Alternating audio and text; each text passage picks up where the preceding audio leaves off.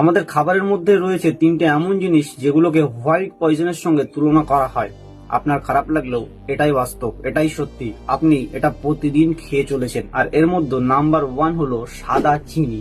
সাদা চিনি আপনার শরীরের জন্য মারাত্মক পরিমাণে ক্ষতিকর। তার কারণ হচ্ছে চিনিকে সাদা করার জন্য তার মধ্যে ভরে ভরে কেমিক্যাল মেশানো হয়। সাদা চিনিকে যদি আপনি খুব বেশি পরিমাণে অ্যাবজর্ব করতে থাকেন, খুব বেশি পরিমাণে খান, তাহলে আপনার শরীরে যে ইমিউনিটি পাওয়ার রয়েছে, ইমিউনিটি সিস্টেম রয়েছে, সেই ইমিউনিটি পাওয়ারটা অনেকটাই কমে যায়। তার সাথে সাথে বডিতে ইনফ্লামেশন হবে। এছাড়াও চিনি প্রচন্ড পরিমাণে ওজন বাড়িয়ে দেয়, যার জন্য হতে পারে আপনার ফ্যাটি লিভার। একটা গবেষণায় দেখা গেছে যাদের ফ্যাটি লিভার এবং সুগার একসঙ্গে রয়েছে তাদের ক্যান্সার হবার সম্ভাবনা 50 to 60% বেড়ে যায়।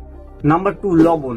লবণকেও হোয়াইট পয়জনের সঙ্গে তুলনা করা হয়। তার কারণ লবণে এমন কিছু উপাদান রয়েছে যেটার কারণে আমাদের শরীরের ব্লাড প্রেশারটাকে অনেকটাই বাড়িয়ে দেয়। এই জন্যই লবণটাও হিসাব করে খাওয়া উচিত। প্রত্যেক দিন 5 থেকে 6 গ্রামের বেশি লবণ খাওয়া উচিত নয় একদমই। নাম্বার 3 হলো ময়দা। যদি অতিরিক্ত পরিমাণে সাদা ময়দার তৈরি খাবার খান, সেক্ষেত্রে আপনার ওজন অনেকটাই বেড়ে যেতে পারে।